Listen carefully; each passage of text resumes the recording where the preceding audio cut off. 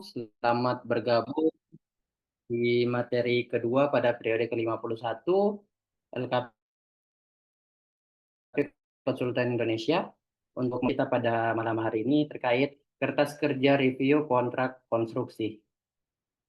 Dan juga narasumber utama kami Pak Dr. Kurniawan Ilyas, seorang kabak di Kota Kendari. Mungkin untuk mempersingkat waktu kepada Pak Dr. Kurniawan dipersilakan. Silakan Pak. Ya baik. Mana ya?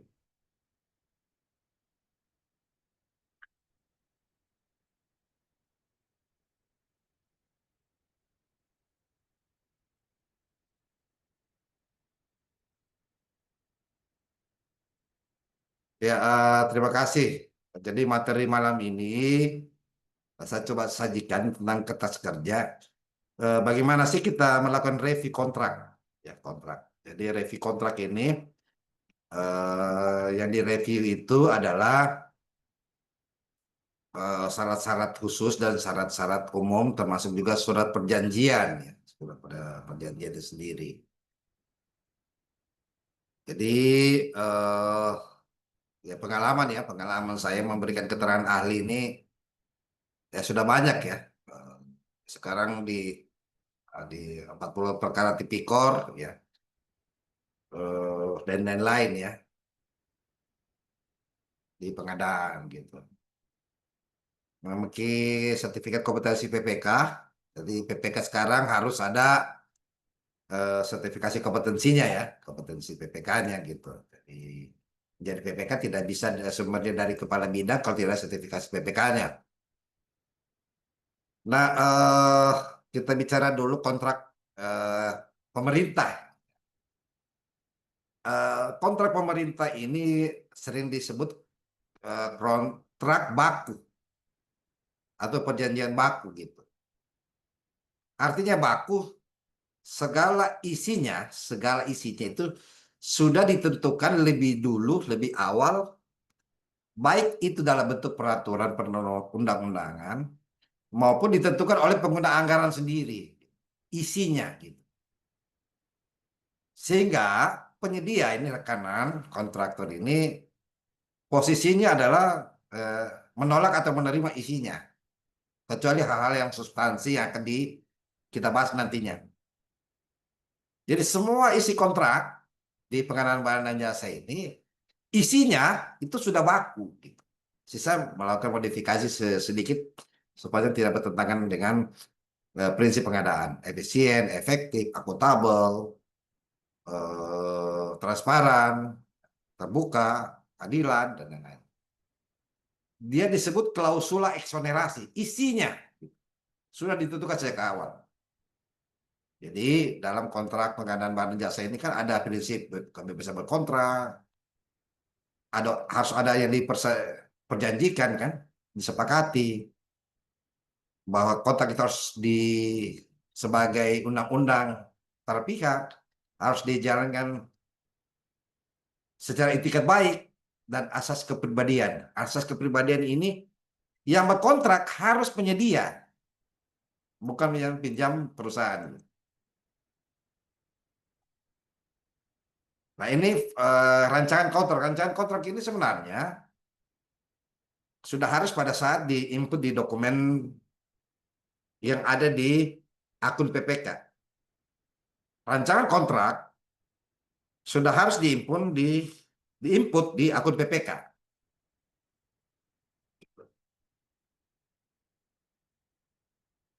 Ini rancangan kontrak.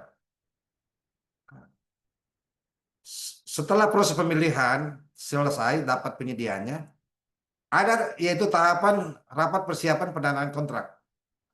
Nah, dari rancangannya tadi difinalisasi. Finalisasi. Rancangannya isinya kapan kita tanda tangan, yang isinya adalah ya berkaitan dengan siapa penyediaannya, berapa nilainya, dokumen apa yang harus disiapkan, termasuk juga kapan penandatangan kontrak, ya jaminan pelaksanaannya sudah harus siap sebelum kontrak ditandatangani.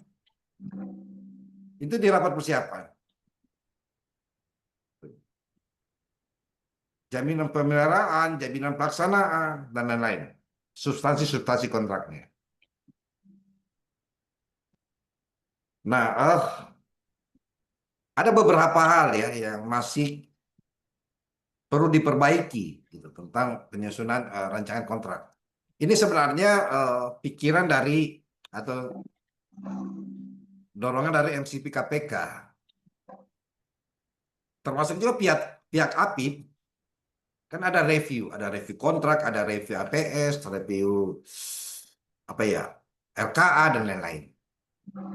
Tapi untuk di tahapan review kontrak, harusnya APIP, bagian hukum atas semua pihak, masuk sebelum penandatangan kontrak. Atau pada saat ikut di rancangan. Jadi jangan masuk setelah kontrak sudah ditandatangan. Bisa saja berubah, boleh dilakukan perubahan. Tapi lebih idealnya supaya kontrak itu dia orisinil, tentu pada saat di rancangan kontrak itu dibahas. Di mana? Di rapat persiapan penandatangan kontrak tadi yang saya sebutkan. Setelah SPPBJ terbit, ya, hasil dari reviewnya, review dari PPK, SPPBJ terbit, itu kan hasil dari review. Sebelum rapat persiapan penandatangan kontrak, direview dulu hasil pemilihannya. Oleh apa? Oleh PPK, hasil pemilihan dari pejabat pengadaan atau dari Pokja pemilihan. Lalu dia terbitkan SPPBJ, surat penetapan penunjukan penyedia. Setelah surat SPPBJ, dia undanglah di rapat persiapan penandatangan kontrak. Ya, membahas tentang substansi kontrak dan lain. Itu intinya gitu. Jadi review inspektorat, review bagian hukum harusnya pada saat di rapat persiapan penandatangan kontrak. Sebelum menandatangani kontrak itu sendiri. Bukan sudah selesai kontrak. Itu yang benar. Sehingga tidak lagi perubahan-perubahan kontrak. Ya, jadi oke. Nah, ini ada harus diperhatikan tentang pembayaran.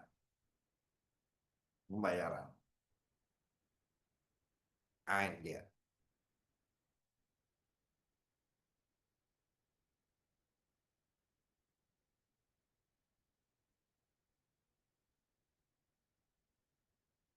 Kapan waktunya pembayaran bulanan? Kapan waktunya pembayaran bulanan? Kapan waktunya pembayaran termin? Atau atas kriteria apa kita harus tetapkan pembayaran berdasarkan termin? Atas kriteria apa kita tetapkan pembayaran sekaligus? Termin atau sekaligus. Jadi kita harus juga lihat gitu. Nah, kalau kita lihat dari definisinya, pembayaran bulanan ini kan pembayaran senilai pekerjaan yang terpasang. Ingat ya, yang terpasang. Dan telah memenuhi syarat teknis, administratif. Dibayarkan setiap bulan. Jadi pembayaran bulanan itu harus setiap bulan. Tercapai atau tidak. Ya, tercapai atau tidak, persentase bulanannya dia harus tetap dibayar. Dia harus tetap dibayar. Misalnya setiap bulan kita tetapkan 20%. Dia tercapai cuma 15%, bayar 15%. Nanti 5%-nya diakumulasi untuk menjadi target dia di bulan berikutnya. Untuk dia selesaikan gitu. Jadi jenis kontrak lansam ini, ya, bulan ini ya bisa lah, ya, lansam lah dengan harga satuan. Jadi dua ya, lansam atau harga satuan. Kenapa kita harus tetapkan dia? Ini kan kebanyakan bingung kita, lansam, bulanan atau termin. Tujuannya apa? Kalau aspek manajemen kas ini, manajemen kas daerah ini, harus ke kas daerah itu ke penyedia lancar. Jadi ada cash flow, ada apa namanya, transaksi yang lancar gitu. Sedangkan termin ini ya ansuran ya, bisa lansam, bisa kontrak karya satuan.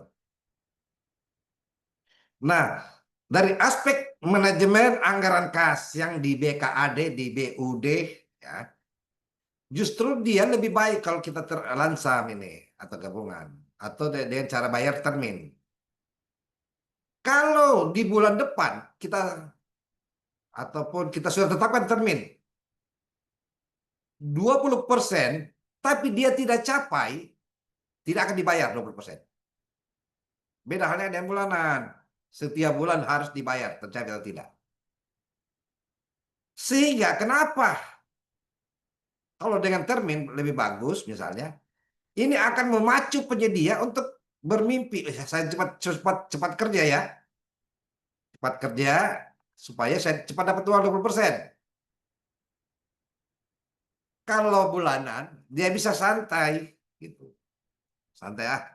Nah, setiap bulan kok saya bisa dapat, tapi dia akumulasi menumpuk, dia punya deviasi. Menumpuk dia punya apa namanya? Deviasi gitu. Kalau termin ya tadi mungkin ada bisa jadi deviasi, tapi kalau aspek manajemen anggaran kas justru keinginan penyedia untuk memperoleh uang itu lebih tinggi. Nah, pembayaran sekaligus terima jadi putar kunci ataupun juga biaya plus imbalan ini. Ini pekerjaan yang selesai ya, yang ditanggung misalnya ditanggung oleh penyedia. Kalau ini biaya plus imbalan ini adalah kontrak yang dimana penyedia disuruh kerja dulu. Jadi disuruh kerja, sepakat anggarannya, sepakat lokasinya, tapi sumber anggarannya akan ditetapkan kemudian setelah sudah selesai misalnya. Tapi ada plus imbalannya, ada fee-nya, fee resmi ini. Biaya plus imbalan ini berangkat dari kontrak FIDIK, kontrak internasional konstruksi ini. Gitu. Jadi fee-nya ini bisa 10%, bisa 15%, bisa 20%. Tidak ada batasan ini. Karena kenapa? Pertama, belum ada pos anggarannya, tapi ada komitmen dari kepala daerah akan menganggarkan di perubahan anggaran misalnya. Yang kedua, darurat. Cuma dia satu-satunya yang mampu, gitu. Laksanakan pekerjaan itu. Yang mau pakai uangnya dulu. Sehingga kita kasih fee gitu. Makanya biaya plus imbalan, fee namanya. Itu yang mendasar. Nah, kita kembali lagi anggaran kas.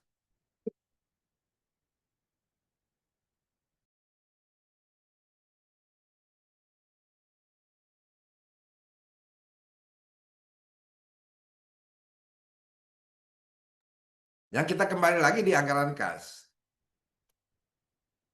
Kapan kita harus termin? Kapan kita harus MC? Laporan bulanan sekaligus. Itu ada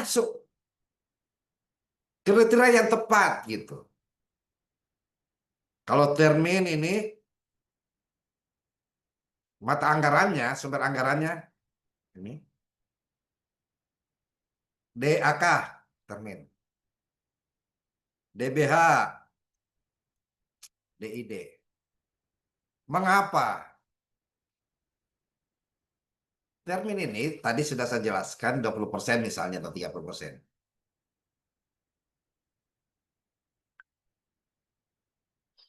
Ya. Termin ini ada waktu-waktu pencairan. Misalnya DAK. DAK itu tidak mungkin cair tiap hari. Tidak mungkin cair tiap bulan. Tidak mungkin cair, tersedia, disiapkan, terproses setiap bulan DAK. Karena dia ada waktu tertentu misalnya. Kalau misalnya DAK kesehatan taruhlah. Kalau pekerjaan puskesmas sudah selesai, pekerjaan puskesmas pembantu sudah selesai, tapi belum selesai pekerjaan taruhlah rumah sakit. Yang sebenarnya DAK belum bisa dibayar. Makanya dia harus diakumulasi dulu baru bisa dibayar. Makanya dia lebih tepatnya kalau dak termin. Dan ada waktu-waktu tertentu. Sama juga dana bagi hasil. Dana bagi hasil di pertambangan, dana bagi hasil di apa namanya, kehutanan, kelautan itu. Atau DID. DID ini karena prestasi misalnya. Dana insentif daerah. Mampu menangani inflasi misalnya. Yang kedua, cara pembayaran MC, Monthly Sertifikat Bulanan. Sumber anggarannya adalah PAD dan DAU. Mengapa PAD dan DAU? PAD ini tiap hari masuk, retribusi, pajak, dan lain. Sehingga kalau kita minta duit di BKAD, ya, kalau belanja LS ini, tersedia kalau PAD. Apalagi DAU. DAU ini kan setiap bulan, akhir bulan, itu masuk transferan di RKUD. Kan gitu. Itu DAU-nya kita ya, termasuk gaji kan. Jadi dia ditransfer itu setiap bulan gitu, gaji. Gaji PNS ini tahu gitu. Termasuk juga belanja-belanja lain gitu. Dia bulanan, sudah bayarkan bulanan. Karena dia tersedia uangnya. Ini ada waktu tertentu ini, DBH. Dah, sehingga kita tetapkan termin. Kalau bulanan itu tadi ya, kita sudah tetapkan 20%, dia tercapai 15, bayar 15. Ya. Sama sekaligus ya, PAD atau DAO. Atau penerimaan pembiayaan ya. Nah, penerimaan pembiayaan ini sudah ada di YouTube saya sebelumnya bahwa ada syaratnya. Taruhlah ada silpa, silpa kurang gitu, bukan silpa lebih. Maka mekanismenya adalah penerimaan pembiayaan. Penerimaan pembiayaan salah satunya tadi efisiensi, menjual aset misalnya, aset daerah ataupun dana-dana pihak ketiga misalnya. Itu penerimaan pembiayaan. Jadi tidak sembarang kita tadi tentukan, oh ya termin ini ke PAD. Nggak bisa. Uang ini tiap hari ada ini tiap bulan. Bayarnya ini yang kita bayar tiap bulan MC. Multi sertifikat. Itu gitu. Cara pembayaran MC ya. Ya. Termin ya, sekaligus ini ya, sekaligus. Kalau tiap bulan harus tiap bulan ini. Selama 6 bulan pekerjaannya. 6 bulan. Jadi kebanyakan saya lihat dan kebanyakan mungkin juga pemeriksa memeriksa sampai MC 12. Ngapain? MC itu berdasarkan waktu. Waktu. Waktu pelaksanaan pekerjaannya. 6 bulan berarti 6 bulan MC-nya. Kan gitu. Jadi itu ya menjadi pendekatan ya. Kayak ini ya. 4%, 5%, 15 kalau MC ya. 11, pembayarannya 32, 17, 56, dan lain-lain. Itu cara menentukan MC. Nah, kalau termin ya ini tadi ya. Progresnya, realisasinya, bayarnya gitu. Jadi pembayaran itu ya, pembayaran tidak boleh kurang dari realisasi fisik ya, gitu. Tidak boleh lebih besar ya dari realisasi fisik. Jadi pembayaran itu tidak boleh lebih besar dari realisasi fisik.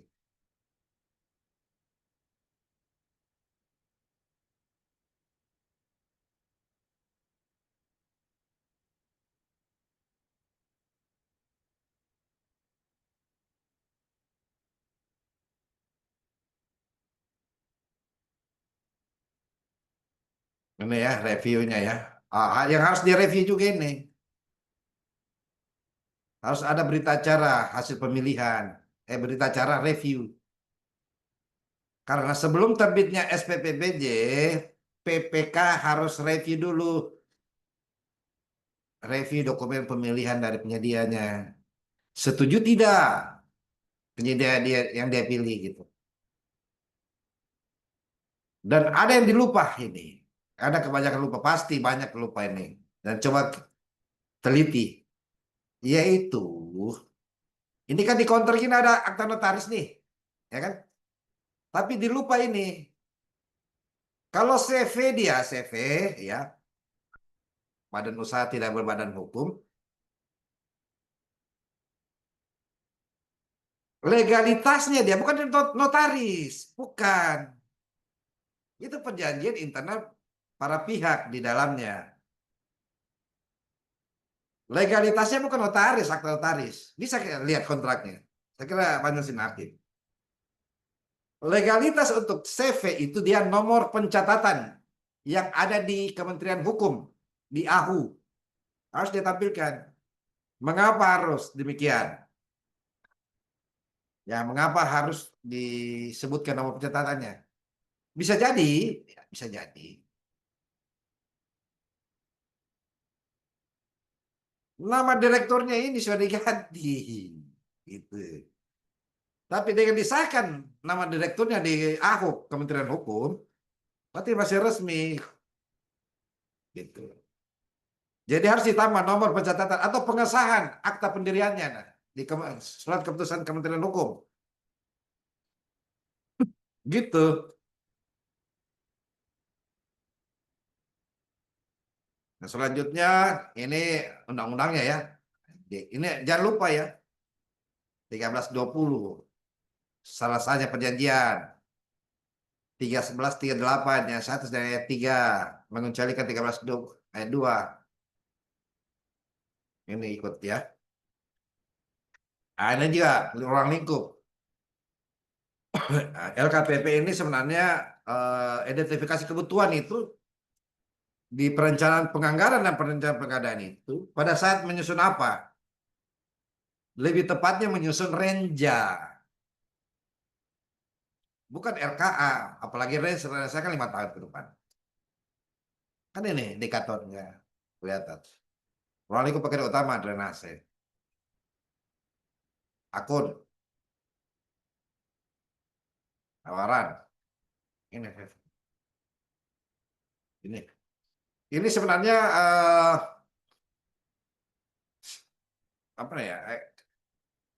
Proyek aksi perubahan saya ya waktu saya ikut tim 3. Saya ikut tim 3 tahun lalu ini saya koreksi buatannya LKPP. Saya harmon berdasarkan peraturan perundangan berlaku.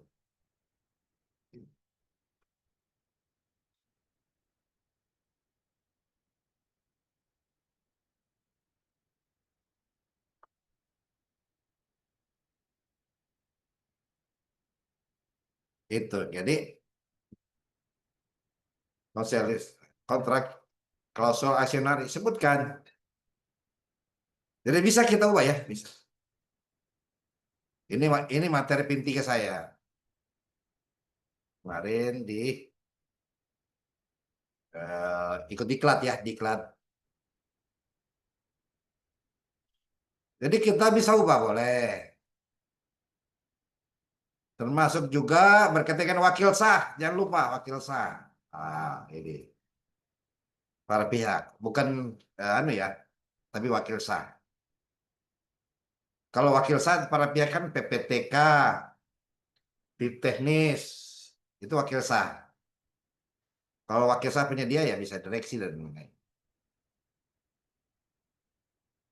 Ini kajiannya sudah mendalam ya, lebih jauh sekali karena sudah mengoreksi aturan yang dibuat di LKPP.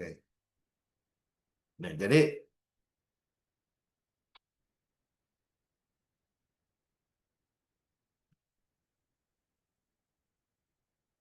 ini dikoreksi. Makanya Kota Kendari itu kan terbaik ya kalau di MCP ya. Rencana mutu gitu. Oke.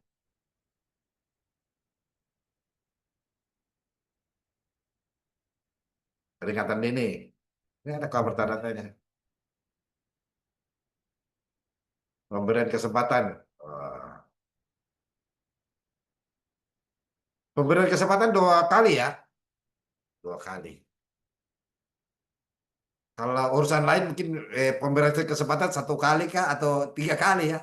Tapi ini kalau di pengadaan ini 2 kali ya. Pemberian kesempatan.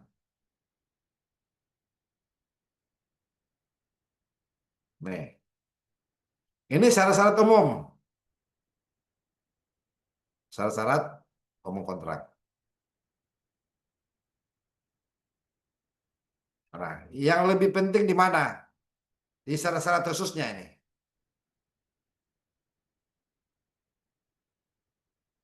Ini ya, wakil sah. Wakil sah ini adalah misalnya Kurniawan Kabit Bina Marga. Sedangkan yang sahnya siapa? Nama lain, orang lain. Nama PPK-nya ya. Ini wakil sah dari wakil sahnya dari penyedia misalnya, direktur operasional, jaminan. Nah ini masa pelaksanaan pekerjaan untuk serah terima sebagian pekerjaan, bagian dari kontrak. Kalau sebagian kita mau serahkan boleh. Misalnya pekerjaan gedung dinas PU gitu. Di kota Konoha 10.000 ya meter persegi, 4 lantai. Kalau 4 lantai sih memang 10.000. Bisa sampai 7.000 lah. Misalnya kita yang bagian pekerjaan parkirnya sudah lebih selesai parkirnya, apa namanya pagarnya, kan drainase di sekelilingnya. Bisa diserah terimakan lebih dulu. Dipelihara deh lebih dulu. Kalau jalan, ya, peningkatan jalan kota 10 kilometer, masa pelaksanaan bagian pekerjaan, ada pekerjaan drainase. Ini kan pekerjaan terpisah dari pekerjaan utama. Kalau sudah kita serah terimakan sebagian, harus juga bersamaan kita harus pelihara sebagian sesuai dengan pasal ini 33 ya, 33 18. Oh ya, syarat-syarat khusus kontrak pasal 33 ya, pasal 33. Oh pasal 7. Oh ini dia 33. Di dalam pasal 3 dalam SKK ini ya, serah terima sebagian ya, kita sebutkan ya pekerjaan parkir. Kan ada pekerjaan parkir kalau biasanya kita bangun gedung ya, pagar misalnya. Kalau ada pekerjaan pagar selain gedung utama ya, atau pekerjaan arsitektur elektrikal. Nah, yang kita menurut pikirannya PPK, yang kira-kira sering terlambat ini di sini arsitektural dengan elektrikal.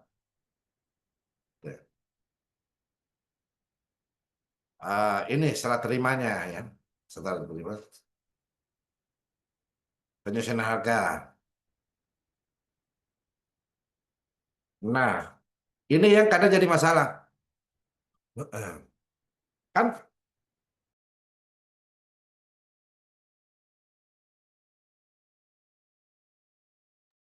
ya, kan Pemda kadang berutang. Iya kan? Berutang kepada penyedia. Sehingga dalam APBD tersebut ada namanya utang lah. Utang. Atau bahkan defisit ini. Karena utang. Hak tagih penyedia ini, hak tagih itu 5 tahun saja. Setelah itu hangus. Sepanjang dia menyampaikan tagihan setiap tahunnya gitu. Ada luarsa dalam hal tagihan beban tidak diajukan kepada negara dan melampaui. Jadi ada kadaluarsanya. Dikecualikan penundaan kadaluarsa ayat 4-nya ini di aturan atas. Tertentu dalam hal pihak yang berpiutang mengajukan tagihan. Ya tagihan harus dilakukan setiap tahun anggaran gitu. kadaluarsanya itu ya dihitung 1 Januari tahun berikutnya. Jadi utang pemerintah ini bisa kadaluarsa, bisa hapus hangus dengan PP 50 2018 ya.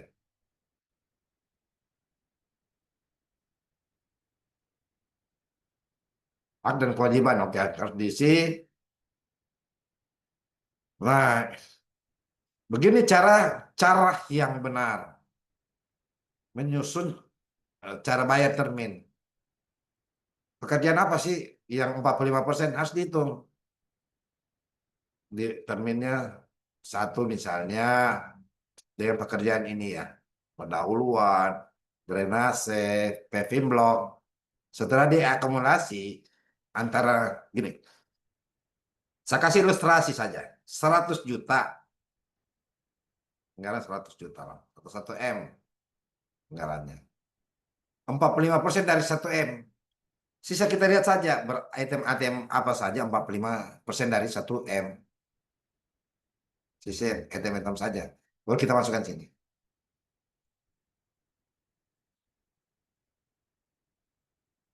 Jadi pembayaran ya tidak boleh melebihi dari realisasi fisik ya. Itu kamusnya. Terminnya 45 nih, dibayar 50. Apa? Realisasi fisik harus 50 misalnya. Realisasi fisik 40 harus sama gitu, 10 dan sisanya ada retensi. Nah, pemeliharaan ini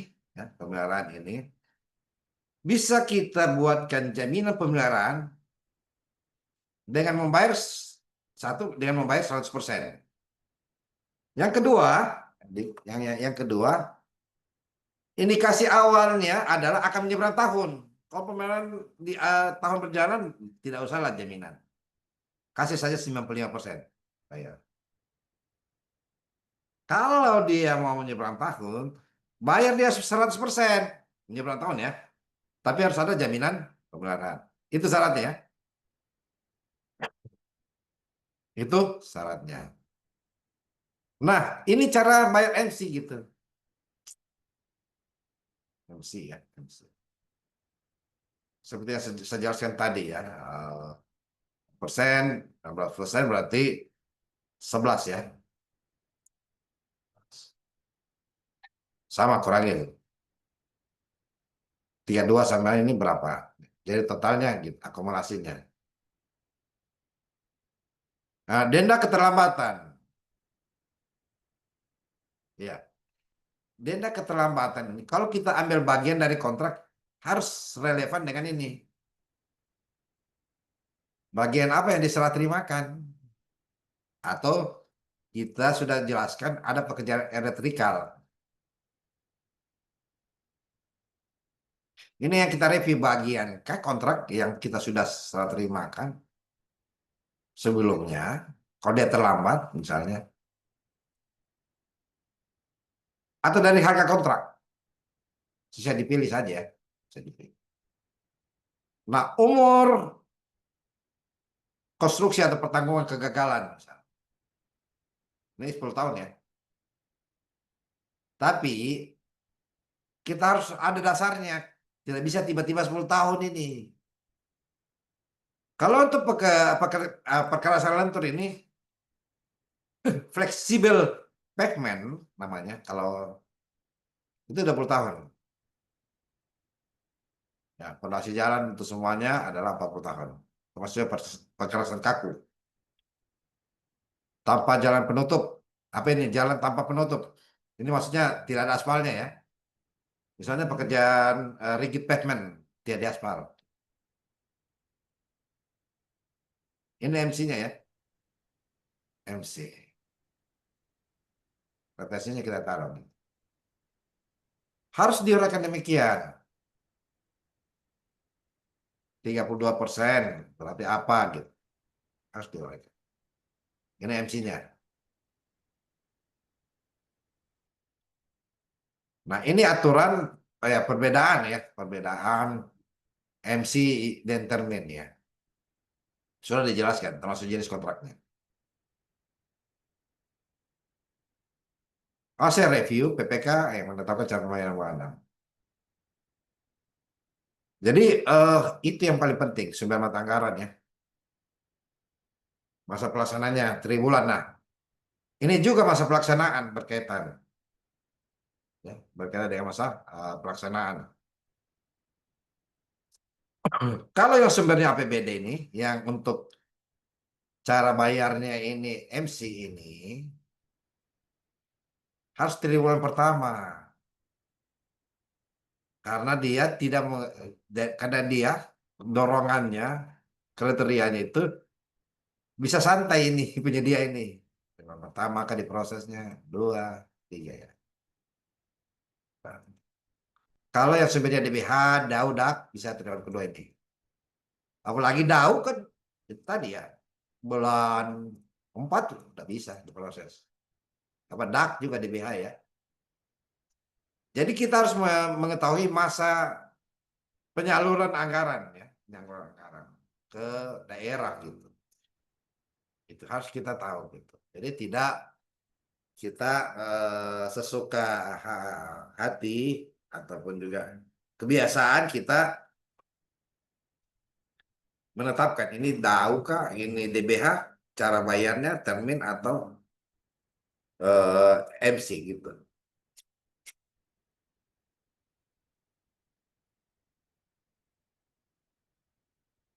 Jadi itu yang paling penting ya. Sehingga kita tidak lihat ini dendanya kah dan lain-lain. Demikian penjelasan Pak Daniel. Baik, Pak. Eh, Terima kasih saya ucapkan kepada narasumber, Pak Dr. Kurniawan untuk pemaparannya pada malam hari ini terkait kertas kerja review kontrak dan konstruksi. Oke, kita lanjut pada sesi tanya jawab. Untuk yang bagi yang mau bertanya bisa raise hand ataupun menuliskan pertanyaan pada kolom kolom komentar, kolom chat. Mungkin di sini sudah ada beberapa pertanyaan ya Pak Dokter. Yang pertama dari Pak Syam, apa saja yang direview hasil pemilihan penyedia? Dan yang kedua di sini ada Pak Anderson, apa saja klausul kontrak yang perlu diperhatikan secara khusus dalam review kontrak konstruksi? Silakan Pak.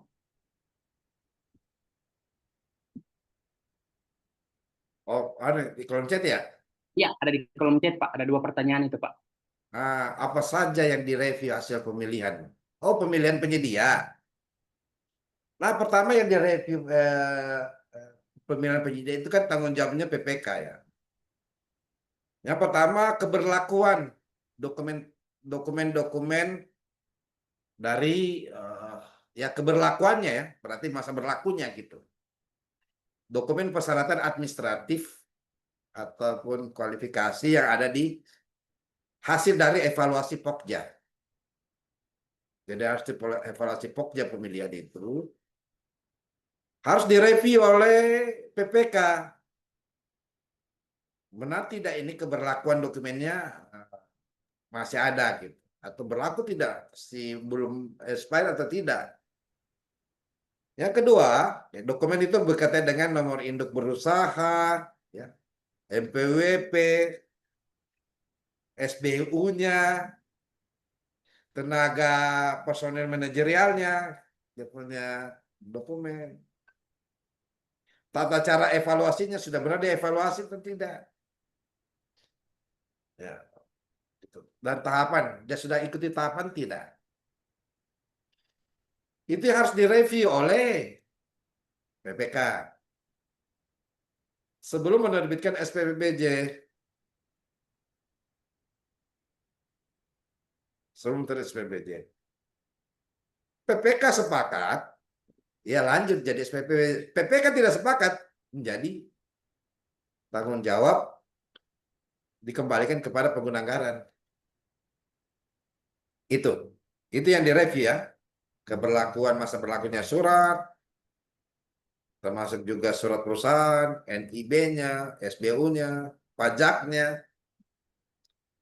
proses pengadaannya sudah sesuai tidak tahapannya. Penyediaannya ini penyedia yang tidak perlu paling tidak penyedia kalau di sistem ya sudah otomatis di blok ya. Kalau penyedia daftar hitam di sistem sepanjang di sistem itu sudah disampaikan di daftar hitam, dia terblok, tidak bisa ditetapkan oleh Pokja. Izin bertanya Pak. Oh, silakan Pak Sam. Berarti PPK seolah-olah harus meriksa ulang hasil dari pemilihan Pokja gitu Pak ya? Harus periksa, bukan seolah-olah, harus. Oh harus berarti Wajib. memeriksa ulang gitu dokumen Ya, penawaran dari penyedia dan dokumen kualifikasi teknisnya gitu Pak ya? betul. Nah, Kewajiban dia kayak tadi makanya Pak, nanti. heeh, ada kasus ya. Ya, Ini ada daftar hitam Pak. Tapi masa berlaku daftar hitam, contoh aja ya, seolah dari Februari sampai Februari tahun depan kan, masa berlaku daftar hitamnya. berlaku apa? Daftar hitam, daftar hitam. Oh ya ya, Kak. Nah, tapi kita berproses pemilihan di Maret sampai Juli lah Pak ya, Maret April gitu kan, proses Hmm. pemilihan. Beres kontrak di Juli gitu kan Pak, contoh Pak ya. Ya. Nah, eh udah berjalan lah pekerjaan sudah beres, beres pembayaran segala macam. Nah, ternyata daftar hitam ini tayangnya di bulan Oktober, tayang Oke. di sistemnya Pak. Ya. Nah, di sistem itu kan muncul kan masa berlaku daftar Iya. hitamnya dari Februari ke Februari tadi ya. Itu gimana Pak? Apanya kita juga tahu setelah ada aduan ternyata bahwa ada perusahaan ini Dan tuh masuk daftar hitam gitu tuh. Itu ya. gimana Pak? Pak Sam ini inspektorat atau apa ini? Pokja atau PPK atau APH? Pokja Pak. Hah? Pokja kebetulan Oh, Pokja. Oh, sakit. Pokja di mana? di Serang, Ah, jadi Banten. begini. Ini pernah terjadi di tempat saya kerja gitu. Ya Pak. Inspektorat bingung menjawab ada aduan itu. Ini tapi penyedia ini sedang berjalan atau sedang berkontrak gitu, sudah berjalan. Baru terbitlah. Tapi SK-nya itu di masa tender. Tapi begitu tayang di Inaprok ini Ya, di pada saat otomatis berkontrak terblok. diintip lah. Oh. Ya, Mm-mm. pada saat berjalan pekerjaan malah Mm-mm. diintip lah oleh LSM. Nah, LSM datang melaporkan, Mm-mm. melapor di inspektorat. Inspektorat ya, kembali ke saya gitu. Oh, jadi ada jawabannya gini. Gimana Pak? Di aplikasi di sistem di SPSE itu, kalau dia sudah dalam proses sudah terbit di Inaprok LKPP, begitu dia mau klik sebagai pemenang tidak bisa. Itu satu. Ya, harusnya ya normalnya gitu. Jadi sistem akan secara membaca nama penyedia ini akan tidak bisa di approve gitu. Itu pertama. Saya kasih bocoran di SPSE. Yang kedua adalah ada Undang-Undang Nomor 30 2014. Kan gitu. Bahwa keputusan itu mengikat dan berlaku setelah diumumkan. Setelah Ya. diumumkan Oh gitu. ternyata pekerjaan lagi jalan Mm-mm. atau sudah selesai. Mm-mm. Ya, toh. Berarti tidak bisa kita batalkan. Taruhlah di pekerjaan itu lagi berjalan. Kita tidak usah putus. Biarkan dia, biarkan dia apa namanya sampai selesai. Bekerja sampai selesai. Selesai. Ya. Akan tetapi kalau saya kabar PBJ-nya, saya akan usulkan daftar hitam. Mengapa demikian, Pak Sam? Ya Pak. Sebab pada saat ketika kita mau mendaftar itu kan ada fakta integritas Ya betul. bahwa memberikan informasi. Informasi. Harusnya jangan ada daftar gitu. Iya Sekalipun karena dia. belum ada di Inaprok. Mm-mm. Inaprok kan sistem saja. Ya Sementara ya. penetapannya itu dari PA sudah tanggal sebelumnya atau pada saat mungkin pengumuman gitu. Upload dokumen, download dokumen. Jadi dia bisa disanksi daftar hitam, tidak memberikan informasi dengan jujur. Berarti daftar hitam lanjutan Pak ya? Iya, Daftar hitam kedua lanjutan. berarti ya? Oh gitu Pak. Kan Kalau di dia sih sistem. argumen penyedianya ya, saya nggak tahu kalau di sana juga di sana saya kena daftar hitam gitu, alasannya gitu tuh. Karena di Ya. sana itu ya gitulah, saya cuman pinjam gitu aja nama gitu-gitu tuh alasannya Oh, sih. iya, itu kan pembelaan penyedia. Akan Ya tetapi Pak, kan kita bisa klarifikasi kepada PA-nya sana. PA Pak, sana. apa Mm. dia sudah sampaikan Pak ketika Bapak tetapkan? Oh iya, saya sudah sampaikan. Hanya di inaplog ini terlambat dan inaplog itu selalu terlambat. Oh gitu Pak ya. Tidak begitu kita upload langsung Langsung itu. kita sampaikan di LKPP langsung diupload tidak. Kadang 3 bulan, Iya gitu 2 bulan. masalah. Mm. Keputusan itu sudah lama keluar, sudah disampaikan ke dia. Iya, udah bayar Pak waktu itu sih. Iya, hanya kan soal tayangnya saja gitu. Mm-mm. Gitu Berarti dia. bisa pakai klausul itu Pak ya, apa berlaku setelah ditayangkan gitu Pak ya, masa berlaku data hitamnya Pak. Iya, artinya keputusan itu saya bukakan undang-undangnya ya. Mm-mm. Undang-undang ini bukan setingkat Perpres bukan. Nah, Perpres ya, undang-undang ya. jadi saya lihat undang-undang administrasi pemerintahan. Saya bukakan ya, undang-undang 30 dia ini.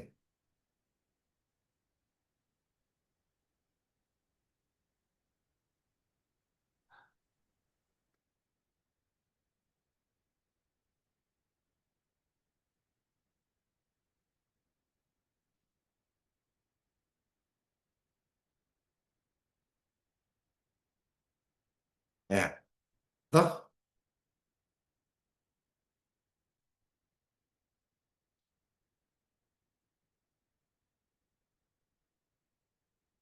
itu sejak diumumkan atau diterima. Makanya itu setiap ada mutasi itu ya ada pelantikan itu kan pengumuman namanya gitu atau diterima keputusan oleh pihak gitu. Dalam hal terdapat pada waktu yang daya mengikatnya adalah keputusan sejak diterima. Kalau dia sudah terima, baru begitu dia daftar dia tidak tidak daftar bahwa dia mengaku tidak pernah daftar hitam ya di blacklist kembali dia itu ulang, ya kan? Ini pasal 60. Ya. Demikian Pak Sam. Kalau misalkan data hitam muncul di tengah perjalanan pekerjaan kayak tadi Bapak sampaikan, gimana itu Pak? Kalau dalam Tetap masa pelaksanaan kerja pekerjaan, lanjut. ya kalau dalam masa pelaksanaan pekerjaannya jalan saja, tidak apa-apa, Mm. jangan putus. Ketentuan pembayarannya Pak, ada Ya, bayar itu nggak? saja sesuai dengan volume pekerjaan sampai 100%, tapi tetap daftar hitam nantinya. Oh, oh tetap data hitam. Dia basis pekerjaan, pembayarannya full, tapi tetap data hitam gitu Pak ya. Iya, itu Nah, ada di Parlemen 4 LKPP 12 2021. ya Pak. Oh ada ya. Gitu. Ya makasih Pak. Ya, ya.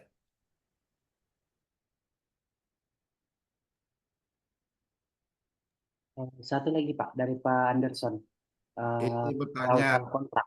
apakah klausul kontrak perlu diperhatikan dalam review kontrak konstruksi? Yang harus diperhatikan itu pertama para pihak. Para pihak harus jelas Pak Anderson.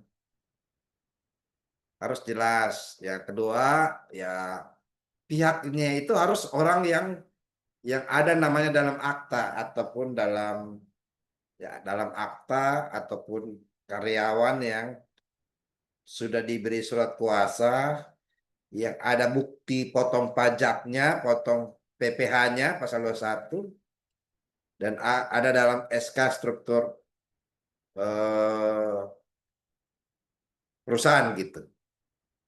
Gitu.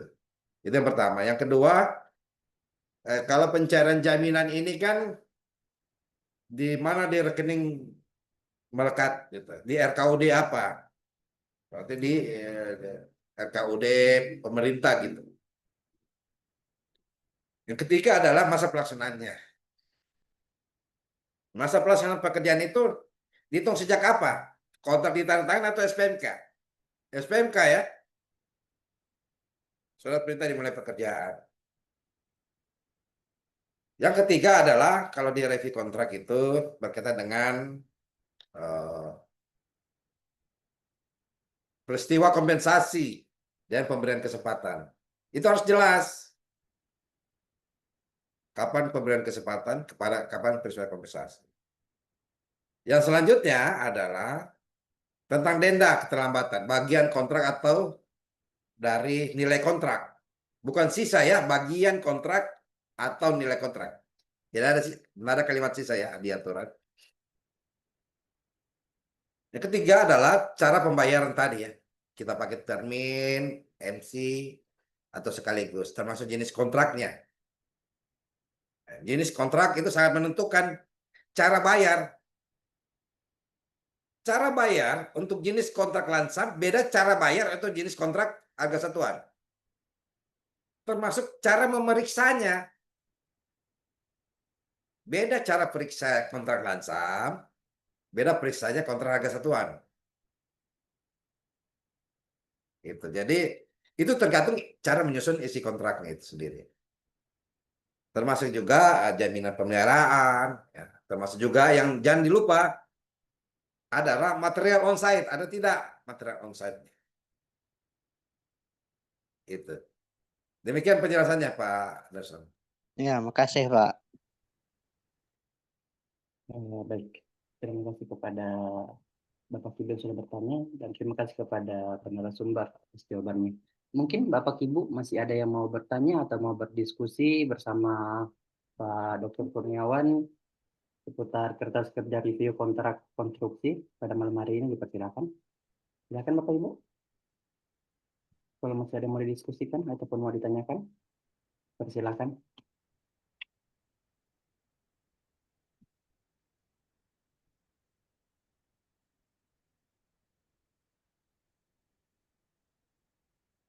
Bagaimana Pak Kurniawan? Kayaknya sudah tidak ada ini. Ya. Nama? Kayaknya sudah tidak ada penanya lagi Pak.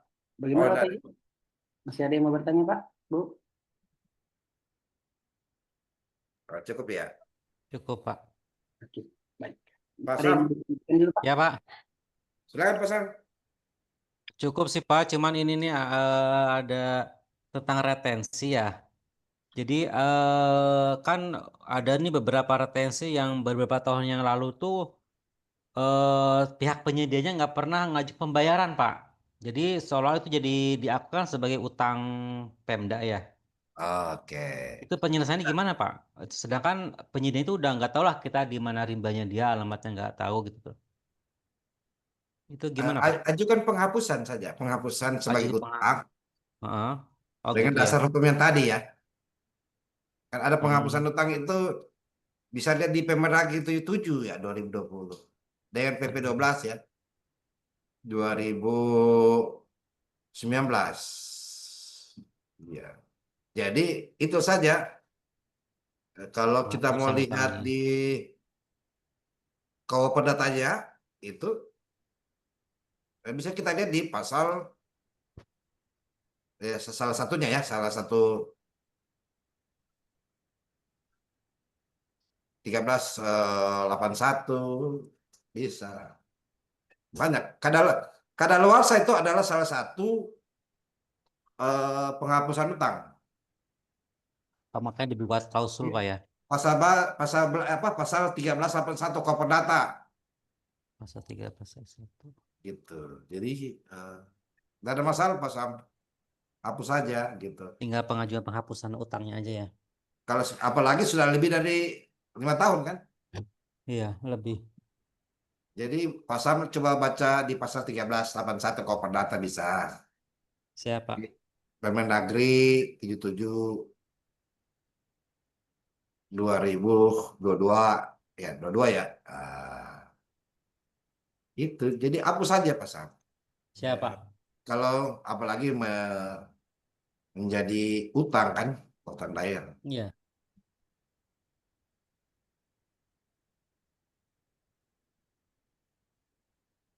Siapa? Makasih. Baik. Mungkin Pak ada yang mau disampaikan sebelum ditutup Pak Dokter? Ya, cukup sudah jelas. Oke. Oh, ya, baik. Ya. Eh, Sekali lagi terima kasih kepada Pak Dr. Kurniawan untuk pemaparan materinya pada malam hari ini. Dan terima kasih juga untuk beberapa pertanyaan yang diajukan oleh peserta. Mungkin kita cukupkan untuk pertemuan kita pada malam hari ini terkait kertas kerja review kontrak konstruksi. Insya Allah kita akan kembali lagi, nanti kami akan kabari lagi di grup untuk materi terakhir nanti.